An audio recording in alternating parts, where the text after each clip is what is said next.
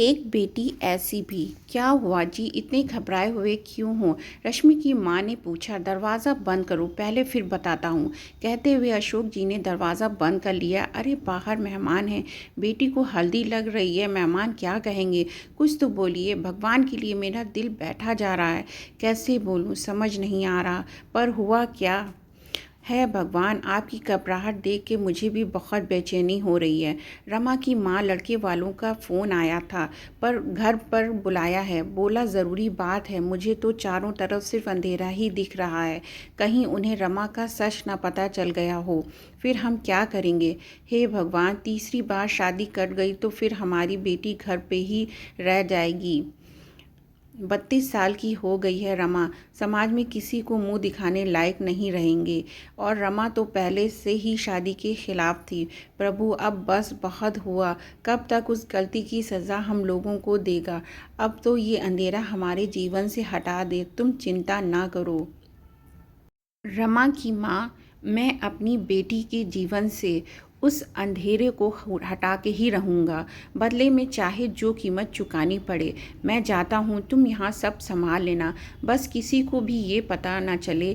जी ठीक है, पर बात बिगड़े ना बस, रमा की माँ ने कहा। अशोक जी जैसे ही लड़के वालों के घर पहुँचे, उनके अंदाज बदले हुए थे। मानव के पिता ने कहा, अशोक जी बाहर आइए, बात करते हैं। जी ज़रूर आइए, कहिए क्या कहना था? जी, हमें रमा का सच पता चल गया है और इसी की वजह से उसकी पहले भी 2 शादियां कट गई थीं। क्यों, सही कहा ना मैंने?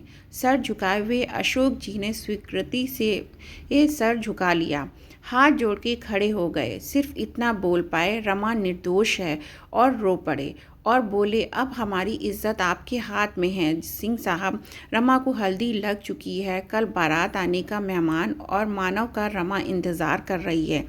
हाँ सही कहा आपने, पर हम भी मजबूर हैं, समाज ऐसी लड़कियों को कहाँ स्वीकार करता है। हमारी एक शर्त है, जो आप पूरी कर दें तो। जी कहिए ना, मैं हर शर्त मानने को तैयार हूँ।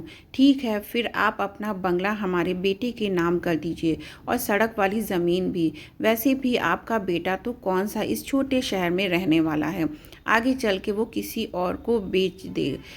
इससे अच्छा कि आप हमारे नाम ही कर दीजिए। पर अच्छा ठीक है, लेकिन बारात आने पर ही मैं ये पेपर साइन करूँगा। ठीक है, पर ये बात हमारे और आपके बीच ही रहनी चाहिए। अशोक जी घर आने लगे तो पलट के सिर्फ इतना कहा कि मानव को ये बात कभी भी ना पता चलने पाए। अशोक जी आप निश्चिंत रहिए। अब इधर रमा की माँ अशोक जी का बेसब्री से इंतज़ार कर रही थी। पलकें घर की चौखट पे टिक गई थीं। अशोक जी को आता देख जैसे ही उनके पास आने जाने का सोचा तो उन्होंने आंखों से सब ठीक होने का इशारा किया। रमा की माँ के कदम वहीं रुक गए, पर अनहोनी की आशंका उनको हो चुकी थी। रमा ने अपने माँ पापा के चेहरे की बेचैनी को भांपते हुए माँ से पूछा, क्या हुआ माँ? कुछ तो नहीं? कुछ भी नहीं।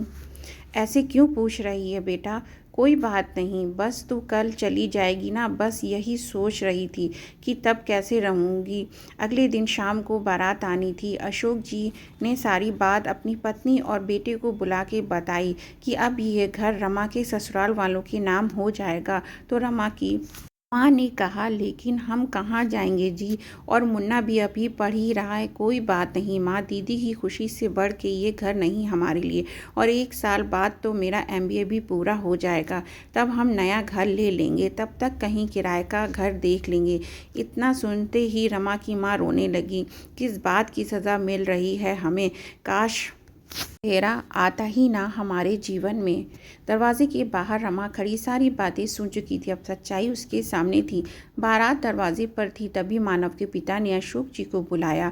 अशोक जी जैसे ही उनके पास गए, उन्होंने तुरंत पूछा, काम हो गया तो आगे की बात करें। तभी पीछे से रमा की आवाज़ आई, हाँ हो गया अंकल जी, पुलिस खड़ी है। मानव के पिता का गुस्सा 7वें आसमान पे था। उन्होंने बोला, लड़की तुम्हारी इतनी हिम्मत कि हमारी बेइज्जती करो?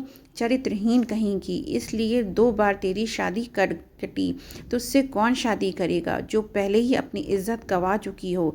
वो तो तेरे बाप पे तरस खा के हम तैयार हो गए थे शादी के लिए। अगर तेरा सच यहाँ लोगों को पता हो जाए तो कोई तुझसे शादी नहीं करेगा, जीवन भर कुंवारी ही रह जाएगी, समझी।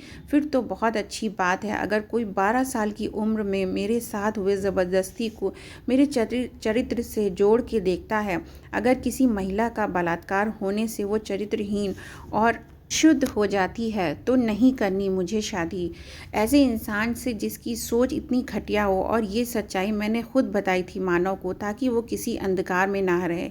रिश्ते की शुरुआत सच से हो, पर मुझे नहीं पता था कि आप बाप बेटे सच जानने के उसका ऐसा फ़ायदा उठाएंगे। और हाँ, अब पुलिस को ये भी बता दीजिएगा कि मानव की पहली पत्नी 2 दिन में ही क्यों दुनिया छोड़ चली गई थी। अशोक जी रमा की तरफ देखने लगे तो रमा ने कहा, हाँ पापा, मैंने ही मानव को अपना सच बताया था और इन लोगों ने मानव की पहली शादी की बात हमसे छुपाई थी। पापा, ये घर आपका था और आपका ही रहेगा। माँ रो नहीं, तब मैं छोटी थी, मुझे चारों तरफ अंधेरा और हर कोई गलत ही दिख रहा था। जिसने जैसे बोला मैंने वही किया और गलत के लिए आवाज़ नहीं उठा पाई। पर अब नहीं, अब मैं गलत बर्दाश्त नहीं करूँगी, क्योंकि सिर्फ़ और सिर्फ औरत के ही चरित्र की परीक्षा होती है। वो मेरे जीवन का एक अंधेरा था, अब छट चुका है। अब मैं अपने डर पे जीत चुकी हूँ। माँ, क्या बिना शादी के एक औरत समाज में सम्मान नहीं पा सकती? क्या औरत सिर्फ शादी करके ही पूरी हो सकती है? नहीं ना, मैं इस विवाह से इनकार करती हूँ।